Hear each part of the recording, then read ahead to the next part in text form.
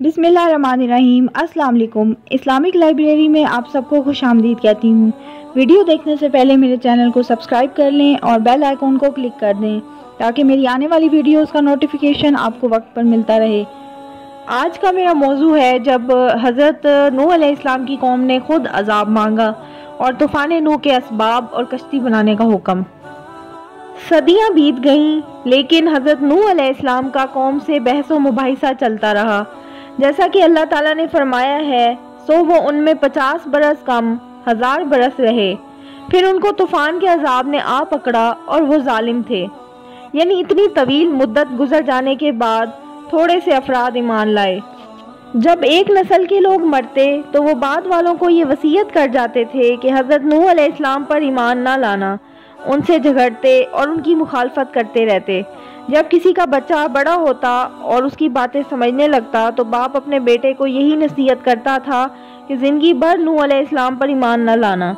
उनकी फितरत ऐसी बन गई थी कि जिसे ईमान और हक़ की कबूलियत किसी सूरत गवारा ना थी। इसलिए नूह अलैहिस्सलाम ने फरमाया, ए अल्लाह, इनसे जो औलाद होगी वो भी बदकार और नाशुक्र गुजार होगी।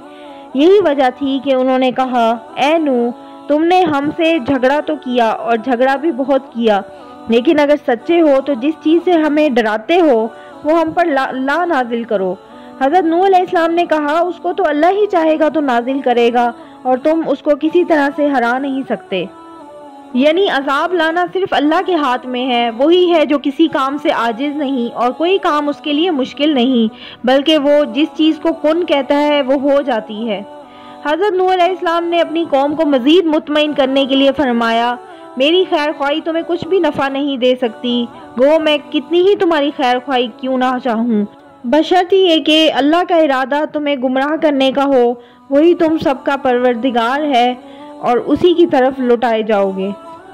यानी अल्लाह ताला जिसे आजमाइश में डालना चाहे उसे कोई हिदायत नहीं दे सकता। वही जिसे चाहता है हिदायत देता है और जिसे चाहता है हिदायत से महरूम रखता है। वो जो चाहता है करता है। वो गालिब और हिकमत वाला है। वही जानता है कि कौन हिदायत का मुस्तहिक है और कौन गुमराही के लायक है। उसकी हिकमत कामिल और उसकी दलील बातिल शिकन है।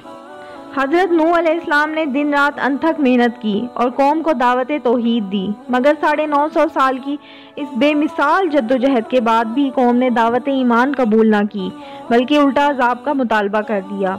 इरशाद बारी ताला है, सूरह हूद पारा नंबर 11 और आयत नंबर 36 में अल्लाह ताला फरमाते हैं, और नूह की तरफ वही की गई कि तुम्हारी कौम में जो लोग ईमान ला चुके उनके सिवा और कोई ईमान नहीं लाएगा, तो जो काम ये कर रहे हैं उनकी वजह से गम ना खाओ।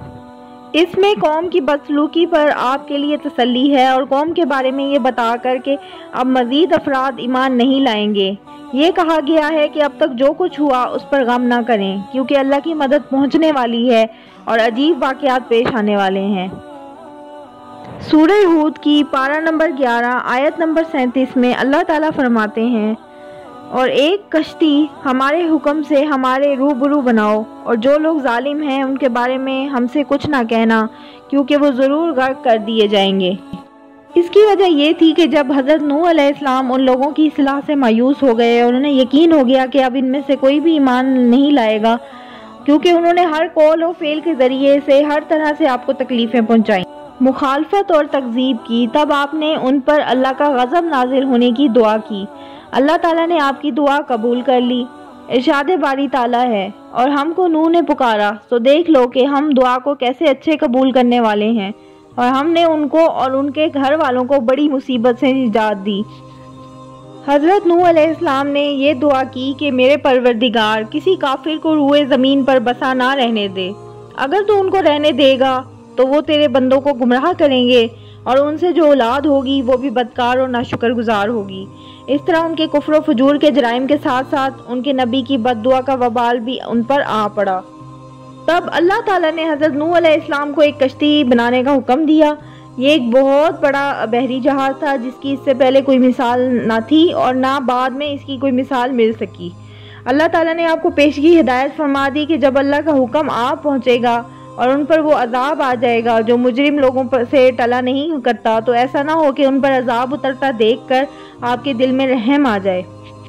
دنیا میں کفر و عناد قوم نوح کا شیوا تھا، قیامت کے دن بھی وہ جھوٹ بولتے ہوئے یہ دعویٰ کریں گے کہ ان کے پاس کوئی رسول نہیں آیا۔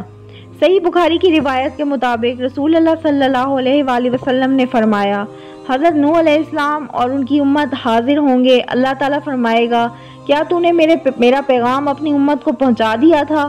وہ عرض کریں گے، ہاں یا رب۔ اللہ تعالیٰ ان کی امت سے فرمائے گا، کیا انہوں نے تم لوگوں کو میرا پیغام پہنچا دیا تھا؟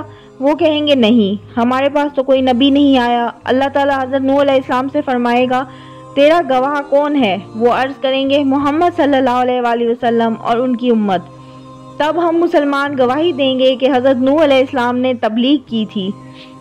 یہ امت اپنے سچے نبی کی گواہی کی بنیاد پر گواہی دے گی کہ اللہ نے حضرت نوح علیہ السلام کو حق دے کر مبعوث فرمایا اور انہوں نے اپنی قوم کو بہترین اور کامل ترین انداز سے تبلیغ کی، انہیں ہر اس کام کا حکم دیا جس سے انہیں دینی فائدہ حاصل ہو، اور ہر اس کام سے منع فرمایا جس سے ان کی دینی حالت کو نقصان پہنچتا ہو۔ تمام انبیاء کرام صلی اللہ علیہ وآلہ وسلم کی یہی شان اور یہی کیفیت رہی ہے۔ حضرت ابو ہریرہ رضی اللہ عنہ سے روایت ہے کہ نبی اکرم صلی اللہ علیہ وآلہ وسلم نے فرمایا، کیا میں تمہیں دجال کے بارے میں وہ بات نہ بتاؤں جو کسی نبی نے اپنی قوم کو نہیں بتائی؟ وہ کانا ہے، وہ اپنے ساتھ جھوٹ موٹ کی جنت اور جہنم لائے گا، جس کو وہ جنت کہے گا وہ حقیقت میں آگ ہوگی۔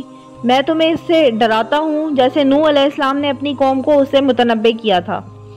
امام سوری رحم اللہ بیان کرتے ہیں کہ اللہ تعالیٰ نے حضرت نوح علیہ السلام کو 80 ہاتھ لمبی کشتی بنانے کا حکم دیا اور کہا کہ اسے اندر اور باہر سے تارکول لگائیں اور اس کا اگلا حصہ خمدار بنائیں تاکہ وہ پانی کو چیرتے ہوئے چل سکے۔ حضرت قتادہ رحم اللہ کا کہنا ہے کہ کشتی 300 ہاتھ لمبی اور 50 ہاتھ چوڑی تھی۔ میں نے تورات میں اسی طرح ہی لکھا ہوا دیکھا ہے۔ اس کی 3 منزلیں تھیں، ہر منزل 10 ہاتھ بلند تھی۔ نچلی منزل مویشیوں اور جنگلی جانوروں کے لیے تھی، درمیانی منزل انسانوں کے لیے اور بلائی منزل پرندوں کے لیے تھی۔ اس کا دروازہ چوڑائی میں تھا اور اس کے اوپر ایک چھت بھی تھی۔ تو یہ تھی میری آج کی ویڈیو۔ اگر آپ کو میری ویڈیو اچھی لگی ہے تو پلیز میرے چینل کو سبسکرائب کریں، لائک کریں اور کمنٹ کریں۔ اللہ حافظ۔